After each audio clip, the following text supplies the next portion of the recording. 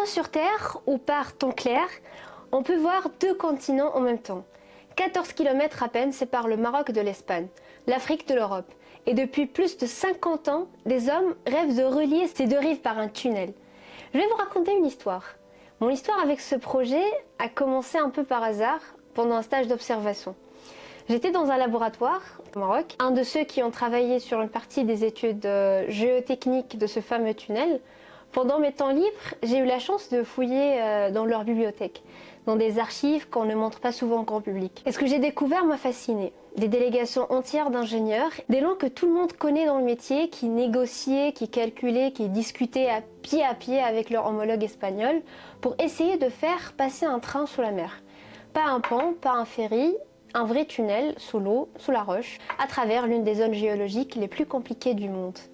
À ce moment-là, je me suis dit, ce projet, presque personne ne le connaît vraiment. On en parle 2 minutes dans les infos, on dit le tunnel entre le Maroc et l'Espagne, et puis plus rien. Mais l'histoire derrière, l'histoire humaine, l'histoire technique, diplomatique, elle est 10 fois plus riche que ça.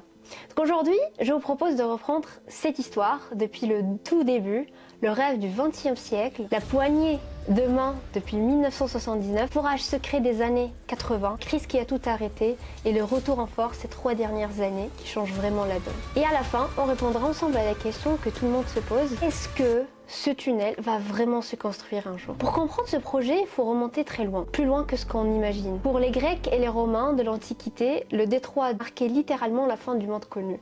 On l'appelait les colonnes d'Hercule. Les chroniqueurs arabes du Moyen-Âge évoquaient déjà eux aussi l'idée d'un passage entre les deux rives. Mais la première proposition technique sérieuse documentée, c'était en 1869.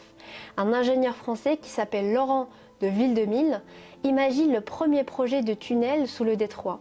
On est en plein air des grands travaux, on creuse des montagnes en Europe, tout semble possible.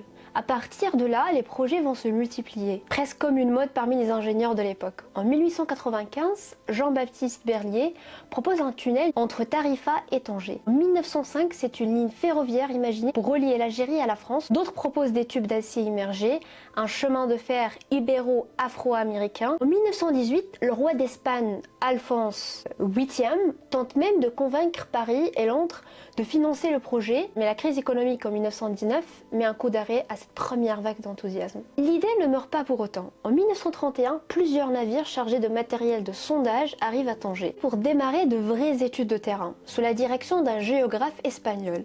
Puits d'exploration de 400 mètres de profondeur, sans même forêt, mais la proclamation de la Seconde République espagnole puis une nouvelle crise financière gèle à nouveau tout le projet. Dans les années 1950, c'est au tour de l'ingénieur espagnol Alfonso Pena Boeuf de relancer l'idée, cette fois sous la forme d'un pont, sans plus de succès immédiat. Pendant presque un siècle, donc ce projet reste à l'état de rêve d'ingénieur, des esquisses, des calculs, des tentatives isolées, rien d'officiel entre les deux États. Il va falloir attendre la fin des années 1970 pour que ça change vraiment de dimension.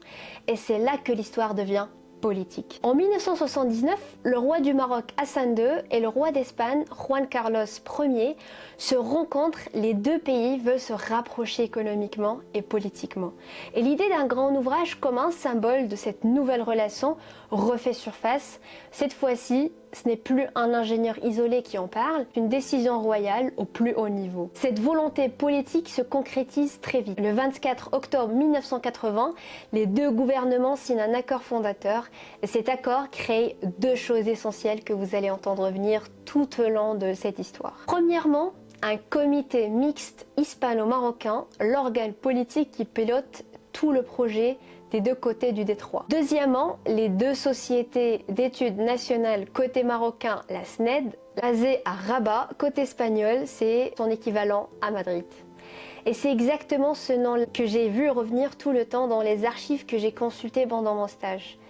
Des rapports, des comptes rendus, de réunions, des listes de noms d'ingénieurs marocains envoyés à Madrid, ou bien en recevant leur homologue espagnol à Tanger. C'est concret. Ce sont des gens, des carrières entières construites autour de ce projet. En 1989, un nouvel accord intensifiait la coopération. Les deux pays lancent des investigations géologiques et géotechniques beaucoup plus poussées. C'est le début d'années de forage, de sondage, des relevés sismiques des deux côtés du détroit. À cette époque, l'idée qui domine encore les esprits, ce n'est pas un tunnel, c'est un pont suspendu, géant, digne des plus grandes prouesses d'ingénierie En milieu des années 1990, un cabinet d'ingénierie californien, en collaboration avec un professeur d'université spécialisé en pont à très grande portée, propose un projet impressionnant. Une combinaison de ponts suspendus avec des travées de plus de 5000 mètres et des piles centrales culminant à plus de 300 mètres de hauteur.